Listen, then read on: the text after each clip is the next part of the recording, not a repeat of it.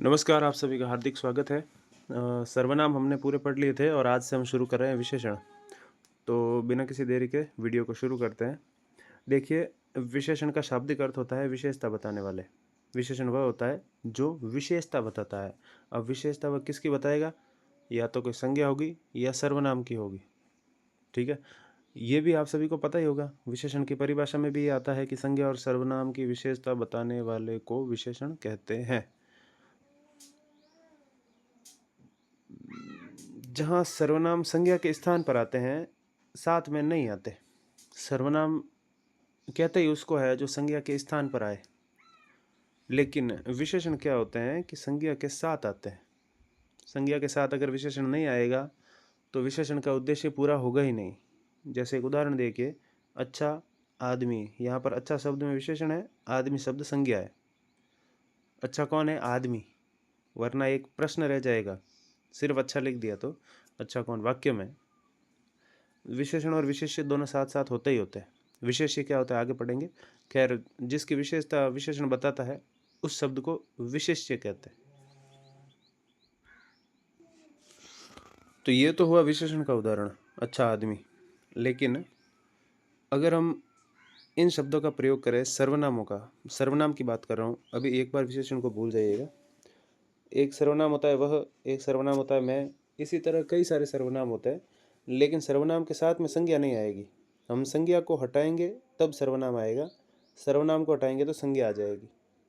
यानी संज्ञा के साथ सर्वनाम कभी भी नहीं आता है, संज्ञा के अलावा ही आता है, संज्ञा के बिना ही आएगा, क्योंकि संज्ञा के स्थान पर आया है वो।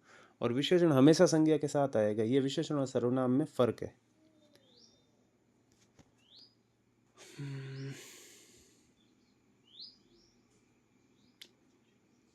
खैर आगे देखिए, विशेष्य क्या होता है?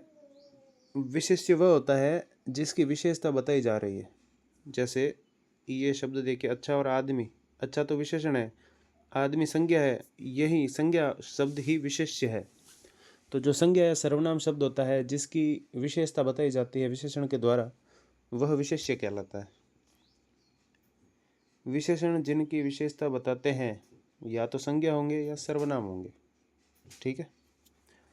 अब यहाँ पर देखिए एक और उदाहरण है, सफ़ेद हाथी। यहाँ सफ़ेद शब्द तो विशेषण है और हाथी शब्द विशेष्य है, क्योंकि हाथी शब्द या तो संज्ञा है या सर्वनाम है। ज़रूरी नहीं है ये, मेरे कहने का मतलब ये है कि संज्ञा या सर्वनाम होने से विशेष्य नहीं बना है।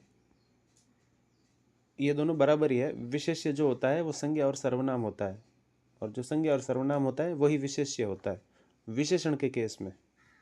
खैर, सफ़ेद शब्द विशेषण है, हाथी शब्द विशेष्य है। जिसकी विशेषता बताई जा रही वह विशेष्य है। और एक शब्द और होता है प्रविशेषण। प्रविशेषण यानी जो विशेषण की भी विशेषता बताए, विशेषण से एक कदम आगे। जैसे मान लीजिए बहुत सुंदर बालक, इसमें सुंदर विशेषण है, बालक विशेष्य है। लेकिन ये बहुत शब्द क्या है? ये बहुत शब्द किसकी विशेषता बता रहा है? क्या यह बहुत शब्द बालक की विशेषता बता रहा है? बहुत बालक नहीं। बहुत शब्द इस सुंदर की विशेषता बता रहा है कि बहुत सुंदर, और सुंदर शब्द बालक की विशेषता बता रहा है। तो जो बालक यानी कि संज्ञा की विशेषता बता रहा है वह तो हुआ विशेषण, यानी कि सुंदर है विशेषण। और जो सुंदर की विशेषता बता रहा है यानी कि बहुत, वह हुआ प्रविशेषण। विशेषण से भी एक कदम आगे, विशेषण की विशेषता बताने वाला प्रविशेषण। अब देखिए, विशेषण चार प्रकार के होते हैं। पहला है गुणवाचक विशेषण, दूसरा है संख्यावाचक विशेषण, तीसरा है परिमाणवाचक विशेषण और चौथा है सार्वनामिक विशेषण। आज के वीडियो में तो हम इतना ही पढ़ेंगे। कल से हम गुणवाचक विशेषण पढ़ना शुरू करेंगे। और मुझे लगता है मैंने विशेषण की परिभाषा अलग से नहीं लिखाई। तो खैर, ये इसकी परिभाषा है। संज्ञा और सर्वनाम की विशेषता बताने वाले शब्द को विशेषण कहते हैं। ठीक है, मुझे पता है कि आप सभी ने इतना तो पढ़ा ही होगा, संज्ञा सर्वनाम विशेषण क्रिया की परिभाषा तो पता ही होगी। लेकिन फिर भी अगर नहीं पता हो तो संज्ञा और सर्वनाम की विशेषता बताने वाले को विशेषण कहते हैं। ठीक है, आज के वीडियो में इतना ही। अगले वीडियो में हम विशेषण के प्रकारों को पढ़ना शुरू करेंगे। धन्यवाद।